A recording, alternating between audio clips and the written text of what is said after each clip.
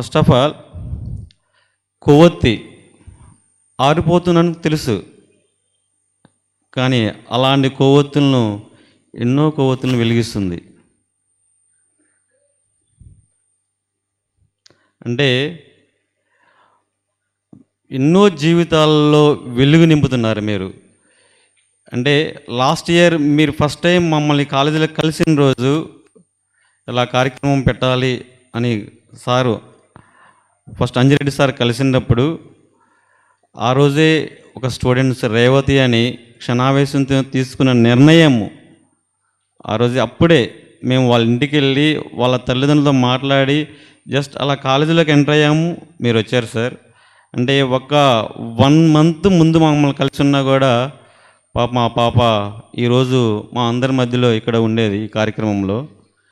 కానీ అలా జరగకుండా ఎన్నో కుటుంబాలకు ఈరోజు ప్రపంచంలో ఉన్నటువంటి నేటి యువతీ యువకులకు వాళ్ళ యొక్క జీవితం అంటే ఏమిటో నేర్పుతూ వాళ్ళ యొక్క జీవితానికి చక్కని బంగారు బాటను కలిగిస్తున్నారు సార్. మీకు వన్స్ అగైన్ మీకు హృదయపూర్వకంగా నమస్కారం సార్. స్టూడెంట్స్, మన కాలేజీలో జరిగిన 2 ఇన్సిడెంట్లు, అంటే నేను ఈ కాలేజీలో 2009 నుంచి పనిచేస్తున్నాను, అంటే స్టార్టింగ్ నుంచి ఉన్నాను. మన 6 years నుంచి హాస్టల్ రన్ చేస్తున్నాము. ఒకరోజు మార్నింగు ఒక పేరెంట్ వచ్చారు. వచ్చి, సార్ నా ప్రాబ్లము ఎవరికి చెప్పుకోవాలో తెలియలేదు, నాకు నా భార్యకు మాత్రమే తెలుసు, 3వ వ్యక్తిగా మీకు చెప్పాలనిపించింది, మీకు చెబుతున్నాను సార్ అన్నారు. నాకు చాలా బాధేసింది. నా ఛాంబర్లో కూర్చోబెట్టుకొని ఏంటి సార్ అన్నాను. ఆ పాప ఫస్ట్ ఇయర్ బీటెక్ మన కాలేజీలోనే జాయిన్ అయింది. కానీ వాళ్ళ అమ్మా నాన్న వెల్ ఎడ్యుకేటర్, మండల డెవలప్మెంట్ ఆఫీసర్ వాళ్ళ అమ్మగారు బాపట్ల చేస్తున్నారు. అప్పుడు వాళ్ళ నాన్నగారు కన్నల లక్ష్మీనారాయణ దగ్గర పిఏగా పనిచేస్తున్నారు. ఏంటి సార్ అని అడిగితే మా పాప ఒక బాబుని లవ్ చేసింది సార్ అన్నారు. మరి ఏంటి, నేను మ్యారేజ్ చేయడానికి కూడా ప్రాబ్లం లేదు సార్, కానీ అతను ఏం చేస్తున్నాడంటే జులాయిగా తిరుగుతున్నాడు. ఏంటి విషయం అంటే ఆ బాబు ఒంగోలు, యాక్చువల్లీ మా నెగిటివ్ ప్లేస్ కూడా చిన్నగంజాం. నా ఫ్రెండ్స్ సర్కిల్స్ ద్వారా ఎంక్వైరీ చేస్తే అతను ఖాళీగా ఐటీఐ చదువుకున్నాడు అంతే. వాళ్ళ నాన్న ఒక రైల్వే ఎంప్లాయీ, వాళ్ళ నాన్నగారు ఇచ్చే అమౌంట్తో అలా జీవితం తగ్గిపోతుంది. అలా ఎలా పరిచయం ఏర్పడింది అని ఆలోచిస్తే ఓన్లీ ఫేస్బుక్ ద్వారా పరిచయం ఏర్పడింది. ఫేస్బుక్. ఆ పాప అంత వెల్ ఎడ్యుకేటెడ్ ఫ్యామిలీలో ఉండి అలా చేస్తే మరి ఇప్పుడు ఏం చేయాలి? ఆ బాబు వాళ్ళ నాన్నగారు చెప్పారు, 4 years తర్వాత చదువు కంప్లీట్ అయినాక మ్యారేజ్ చేస్తానమ్మా, తొందరపడద్దు అని. అలా జరిగినప్పుడు నేను వాళ్ళ ఫస్ట్ ఆఫ్ ఆల్ నాకు నమ్మకం స్టూడెంట్స్ని చేంజ్ చేయగలను, మార్చగలను అని. నేను ఫస్ట్ ఆఫ్ ఆల్ వాళ్ళ పాపను పిలిపించాను. నేనేం చెప్పానంటే, ఓకే లవ్ చేయటం తప్పులేదమ్మా, డెఫినెట్గా మీ ఫాదర్ మీకు మ్యారేజ్ చేస్తామంటున్నారు, నేను కూడా సపోర్ట్ చేస్తున్నాను అని. ఒక 3 days ఒక మెసేజ్ చెప్పు బాబుకి, ఏమని, మనం చదువు కంప్లీట్ అయినాక మ్యారేజ్ చేసుకుందాము అని చెప్పు. ఆ బాబులో మార్పు రాకుండా ఈ మాట అన్నాక ఓన్లీ 3 days టైం, నీకు మెసేజ్ చేయకుండా మెసేజ్ చేస్తూనే నీతో అలానే మాట్లాడుతూ ఉంటేనే కంటిన్యూ చేద్దాం. ఒక 3 days టైం. ఆ పాప ఈరోజు చెప్పినప్పుడు 2 days ఆగినాక మళ్ళా కాలేజీకి వచ్చింది. ఏంటమ్మా అన్న, సార్ నాతో మాట్లాడతాం మానేశాడు సార్ అంది. అంటే నేను 3 days టైం ఇచ్చాను కదమ్మా, వెయిట్ చేయమ్మా అన్నాను. అంటే చదువు కంప్లీట్ అయినాకే మ్యారేజ్ చేసుకుంటాం అన్నందుకు తప్పేముందమ్మా, కూర్చోబెట్టి వివరంగా చెప్పాను. 3 days కాదు 2 daysలోనే సిమ్ బ్లాక్ అయిపోయిందంట. అంటే చూడండి, అతను కంపల్సరీ మ్యారేజ్ చేసుకుంటాడా? ఒక్క డైలాగు. అంటే మీకు చెప్పేది ఏంటంటే, నేను లవ్ చేయడం తప్పు కాదు, love is a powerful weapon, love is a blind. Present సిచ్యువేషన్లో 99.9% love is a blind. Powerful weapon అనేది ప్రజెంట్ అయితే ఫేస్బుక్, వాట్సాప్ వచ్చిన తర్వాత అలాంటి అవకాశం లేదమ్మా. Okay, last year Deepavali third year స్టూడెంట్స్కి ఐడియా ఉంటుంది. మన హాస్టల్లో ఫోన్లు అలౌ లేవు. అంటే ఈ కరోనా రావటం వల్ల ప్రతి స్టూడెంట్కి ఫోన్ అలౌ ఇవ్వాల్సిన పరిస్థితి ఏర్పడింది. కానీ ఫోన్లు అలౌ లేవు. మన వార్డెన్స్ తెలియకుండా ఫోన్లు వాడుతూ ఉంటారు. యాక్చువల్లీ ఆ పాప జాయిన్ అయినప్పుడు వాళ్ళ ఫ్రెండ్స్తో తిరుగుతున్నప్పుడు, అంటే నైట్ హాస్టల్కి వస్తుంటాను ఎవ్రీడే, మాట్లాడుతున్నప్పుడు మీది ఏ ఊరమ్మా అంటే మద్రాస్ అని చెప్పింది. ఓ మద్రాస్ అంటే తమిళనాడు, ఎంప్లాయీస్ ఏమో మేనేజ్మెంట్ సీట్ ఏమో అనుకున్నాను. పాప చాలా బాగుంటుంది. ఆ పాప నేను తర్వాత కొన్ని రోజులు అయిన తర్వాత వార్డెన్ గారు సార్ ఈ పాప ఫోన్ వాడుతుంది అన్నారు. సరే అప్పటికి నాకు తెలియదు ఫోన్ వాడుతుంది కదా, చెప్పాము. చెప్పినప్పుడు తర్వాత కొన్ని రోజుల తర్వాత అనుకోకుండా దీపావళి రోజే మార్నింగు వార్డెన్ గారు ఫోన్ చేశారు. సార్ పాప దగ్గర ఫోన్ దొరికింది, అర్జెంటుగా ఒకసారి కాలేజీకి వస్తారా అంటే బుడంపాల్లోనే ఉంటాను కాబట్టి ఎంబటే వచ్చేసాను నేను. ఏంటమ్మా అంటే ఆ పాప ఆ ఫోన్లో చూస్తే నేను చాలా షాక్ అయ్యానండి. అంటే నేను ఇక్కడ 2009 నుంచి చేస్తున్నా కానీ ఒక 2 ఇయర్స్ నుంచి హాస్టల్ ఇన్ఛార్జిగా వస్తున్నాను. అంటే సమాజంలో ఆడపిల్లలు కూడా ఇలా ఉంటారా అనేది నాకు రోజు రోజుకు తెలుస్తూ ఉంటుంది. ఆ రోజు ఆ పాపను చూసిన తర్వాత ఓ ఆడపిల్లలు ఇలా కూడా ఉంటున్నారా అనిపించింది. తర్వాత అప్పుడు తెలిసింది వాళ్ళ యొక్క పేరెంట్ ఏం చేస్తుంటారంటే మద్రాసులో అక్కడ వర్క్ చేస్తుంటారు వాళ్ళు వెళ్ళి, అంటే బేల్దారి పనులు అలా చేస్తుంటారంట పాపం. నేను న్యూటీ ప్లేస్ మద్రాసు అనుకున్నాను. తర్వాత ఏంటని తెలిస్తే ఆ పాపను నేను ఇమ్మీడియట్గా కాలేజీ లేదు, దీపావళి కాదు, మా ఫ్యామిలీ నెంబర్ చెప్పేసి నేను వార్డెను వాళ్ళ నాన్న వాళ్ళకి ఫోన్ చేస్తే పొలంలో పనిచేస్తున్నారంట. బై లక్ వాళ్ళు ఒంగోలు పక్కన కందుకూరు.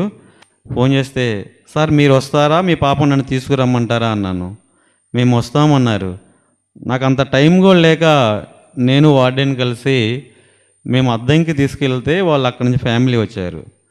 అప్పుడు వాళ్ళని చూసినాక నాకు ఎంత బాధేసిందంటే ఈలోపు వార్డెన్ మొత్తం అమ్మాయి పక్కన కూర్చొని మాట్లాడి అక్కడికి వెళ్ళిన తర్వాత వాళ్ళ నాన్నగారికి ఎన్నేమి చెప్పలేదు.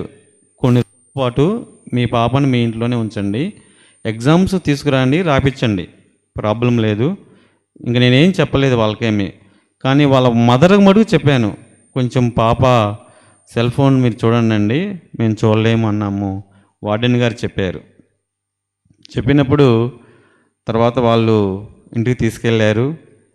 ఇంటికి తీసుకెళ్ళిన తర్వాత వాళ్ళు కొన్ని విషయాలు చెప్తుంటే వాళ్ళ బాబాయిని చదివిస్తున్నాడు ఆ పాపని. చదివిస్తున్నప్పుడు తర్వాత ఎగ్జామ్స్ అప్పుడు కాల్ చేస్తున్నారు, తీసుకొచ్చారు. సడన్గా Nallapadu SI night 7 o'clock phone చేశాడు. సార్ ఈ పాప వయసు 18 సంవత్సరాలు నిండినయ్యా అని. ఏంటి సార్ అంటే కొంచెం చూడండి సార్, పాప మ్యారేజ్ చేసుకొని వచ్చింది, అంటే 18 years కంప్లీట్ అయితే మేమేం చేయలేము కదా అన్నాడు. నైట్ నేను వచ్చి ఆఫీస్లో బుక్స్ వెరిఫై చేస్తే జస్ట్ 2 days కంప్లీట్ అయింది, 18 years కంప్లీట్ అయ్యి. ఆ పాప వాళ్ళ ఇంట్లో వాళ్ళ అమ్మ నాన్నని ఎంత దారుణంగా మోసం చేసిందంటే ఇంట్లో ఉంటూనే, అంటే 18 years కంప్లీట్ అయ్యేంత వరకు ఇంట్లో వెయిట్ చేసింది, మ్యారేజ్ చేసుకుంది. కానీ ఆ తల్లిదండ్రులు అప్పటికీ బాధపడలేదు. చదువుకోమ్మా, నీ జీవితం బాగుంటుంది, ఇవి ఇలా ఉంటే అని వివరంగా చెప్పారు. కాలేజీకి వచ్చిన తర్వాత నేను కూడా ఒక సందర్భంలో చెప్పాను, ఏదో జరిగింది తల్లి, అలా ఉండొద్దు, ఇలా ఉండు అని. కొన్ని రోజులు కాలేజీకి వచ్చింది, తర్వాత కాలేజీకి రాలేదు. నాకేం చెప్పిందంటే అబ్బాయికి 25 ఎకరం పొలం ఉందండి అలా చెప్పింది. కానీ లాస్ట్కి ఎగ్జామినేషన్ ఫీజు కూడా కట్టలేదు. వాడేం చేస్తున్నాడంటే వాడు కూడా ఆటో నడుపుకుంటూ ఖాళీగా తిరుగుతున్నాడు. లాస్ట్కి ఈ పాప ఇప్పుడు ప్రజెంటు ఫైనల్ ఇయర్లో ఉండాల్సిన పట్టింది, పాప మధ్యలోనే డ్రాప్ అయిపోయింది. ఇలాంటి జీవితాలు నేను ఈ ఉమెన్స్ క్యాంపస్లో చాలా చాలా చూశానండి. కాకపోతే నేను చెప్పేది ఏంటంటే మీ తల్లిదండ్రులు ఈరోజు ఉమెన్స్ క్యాంపస్లో ఒక 500 members అందరూ మీరు వింటున్నారు.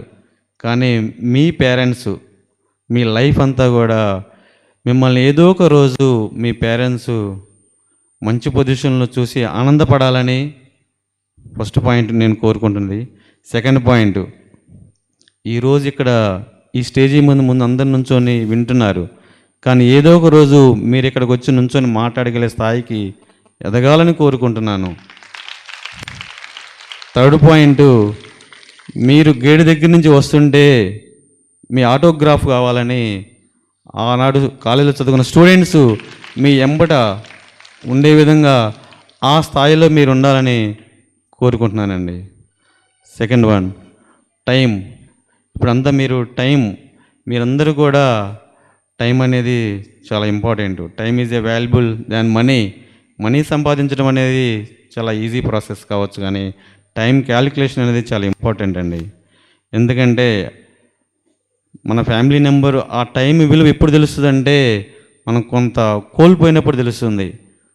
ఫ్యామిలీ నెంబర్ బాగాలేనప్పుడు హాస్పిటల్కి తీసుకెళ్ళినప్పుడు 1 అవర్ ముందు మీరు తీసుకొస్తే బాగుండేదండి. డాక్టర్ గారు చెప్పినప్పుడు తెలుస్తుంది ఆ టైం విలువ 1 అవర్ ఏంటి అనేది.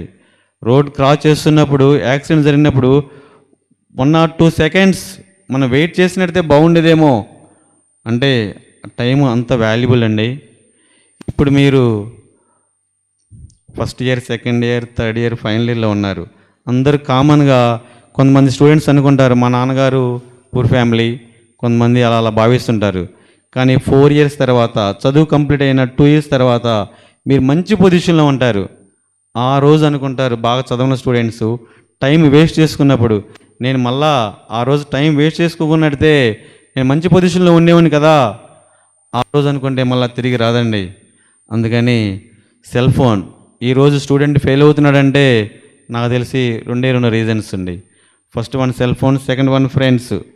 ఆ సెల్ ఫోన్ అనేది మన యొక్క రిలేషన్షిప్ పెంచడం కొరకు ఇది లిమిటేషన్లో ఉంచుకుంటే ఏ స్టూడెంట్ అయితే సెల్ ఫోన్ మనం ఎంతవరకు ఉపయోగించాలో అంతవరకే ఉపయోగించిన రోజు ఈజ్ 100% సక్సెస్ అవుతారండి. అంటే ఫర్ ఎగ్జాంపుల్ బ్లేడ్ ఉంది, నైఫ్, మనము దాన్ని ఎక్కడ ఉపయోగించాలో అక్కడ ఉపయోగిస్తే ప్రాబ్లం ఉండదు. మన లైఫ్ ఫుల్ స్టాప్ పెడతానికి కూడా ఉపయోగించుకోవచ్చు అదే బ్లేడ్ని, ఓన్లీ 3 rupees మాత్రమే. అలాంటిదేనండి సెల్ ఫోన్ కూడా.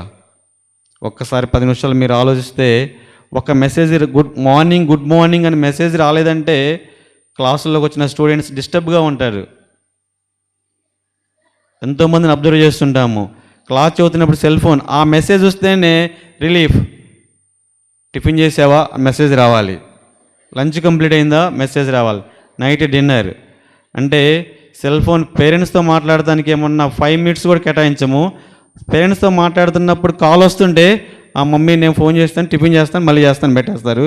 ఆ తర్వాత కాల్ లిఫ్ట్ చేసి గంటలు మాట్లాడేస్తుంటారు. చాలామందిని చూస్తుంటానమ్మా. అది ఎప్పుడంటే లైఫ్ ఒక 3-4 years తర్వాత తెలుస్తుంది. అలా తెలియకుండా అంటే ఇప్పుడే ఎవరైతే దాన్ని సేవ్ చేసుకొని ఇలా ఉండాలి లైఫ్లో, మనం ఇలా ఉండాలని ప్లాన్ చేసుకుంటారో డెఫినెట్గా సక్సెస్ అవుతారు. ఫైనల్గా ఎవరినైనా మోసం చేయండి, కానీ మీ జన్మనిచ్చిన తల్లిదండ్రుల మటుకు మోసం చేయొద్దమ్మా దయచేసి. అంటే ఇంకంతకంటే దారుణం మనకు ఉండదు. దయచేసి మీ పేరెంట్స్ని ఎప్పుడు మోసం చేయొద్దు. Okay, thank you sir, is given opportunities.